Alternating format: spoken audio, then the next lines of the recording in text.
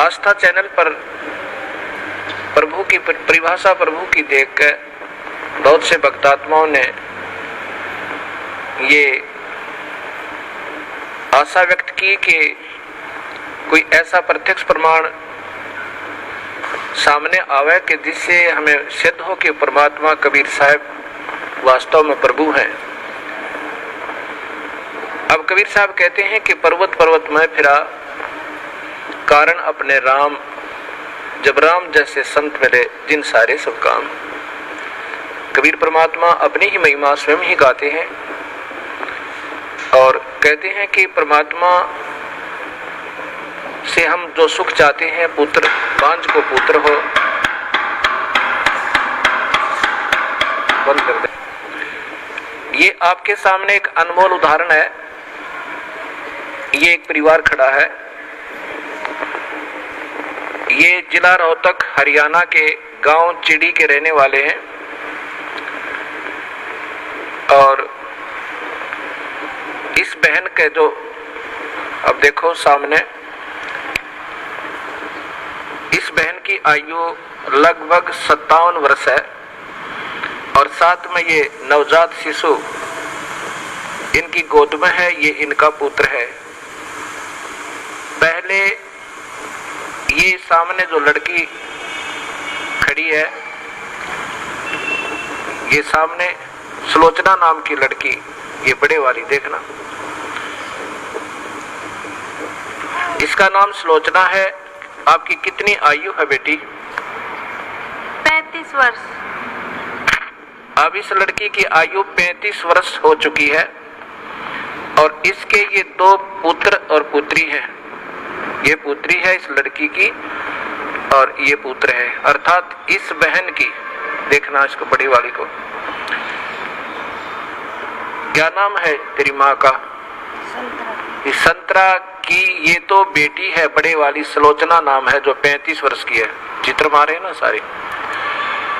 और ये देवती है इसकी और ये देवता और ये इनका दामाद है। इस 35 वर्ष के तक कोई संतान नहीं हुई इस लड़की के, सुलोचना के जन्म के उपरांत। अब इस बहन ने एक अपनी बहन का पुत्र भी गोद लिया। जब वो 10 वर्ष का हो गया तो उसकी मृत्यु होगी। उसकी मृत्यु के बाद ये पागल होगी। इस संतरा की ननंद गांव झांसुआ के अंदर ब्याही हुई है। वो बहुत बीमार रहती थी, सब जगह घूम ली थी, बर्बाद हो चुकी थी और कबीर परमात्मा के चरणों में आते ही कर्म दंड कटते ही वो स्वस्थ होगी। 4 वर्ष हो गए।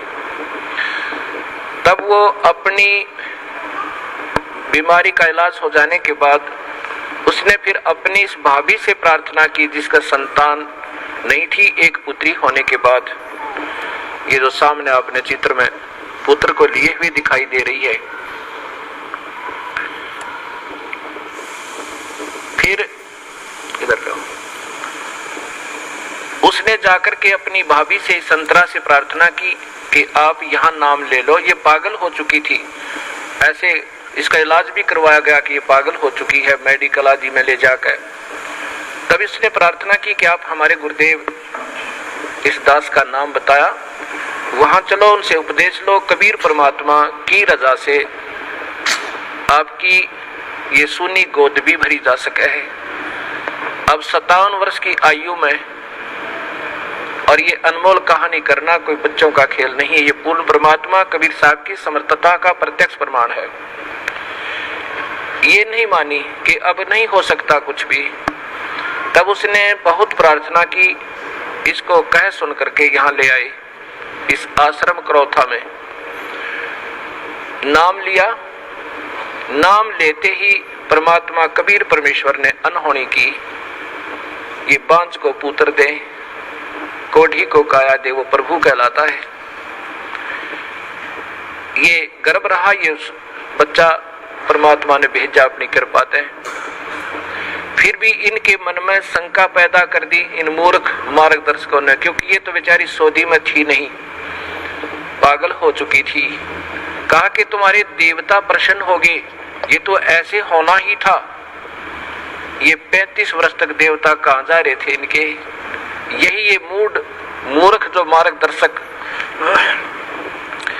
कि कहीं तुम्हारी प्रभुता और तुम्हारे ये रोजी रोटी समाप्त ना हो जाए, फिर भी गुमराह करने की चेष्टा की। इनके दिल से यहाँ की आस्था हट गई और फिर अपनी उन्हीं देवी देवताओं के चक्कर में पड़ गई। ये लड़का 14 महीने तक माँ के गर्भ से बाहर नहीं आया। सब डॉक्टर पच लिए कि ये लड़का शायद खत्म भी हो जा बालक। फिर वही जिसने इसको नाम दिलाया था, इसकी ननंद, वो गांव गई और उसने कहा कि नादान ने जुल्म कर दिया। ऐसे प्रमाण, प्रत्यक्ष प्रमाण के बाद भी तुम्हारी बुद्धि भ्रष्ट होगी, चलो जाकर माफी मांगे, दोबारा उपदेश ले। तब ये बेचारी यहाँ आई और जो भी उन देवता का दर रखा था वो कुर्डियां बठो क्या ठा गए। नाम लेकर गई, दोबारा माफी मांगी कि मेरे से गलती होगी। तब तीसरे दिन इस लड़के का जन्म हुआ। बोलो सतगुरुदेव की जय। ये सामने आप फिर देखिए इसी पुण्य परिवार को। आज इनसे पूछ कर देखो इन्होंने कितने देवी देवता पूजे थे और क्या क्या इन्होंने ना किया होगा। और कबीर परमेश्वर ने ये सुख दिया जो पृथ्वी पर कोई नहीं दे सकता। ये वो परमात्मा है जो भाग्य के बिना भी दे सकता है। ये आपके सामने प्रत्यक्ष प्रमाण है। बोलो सतगुरुदेव की।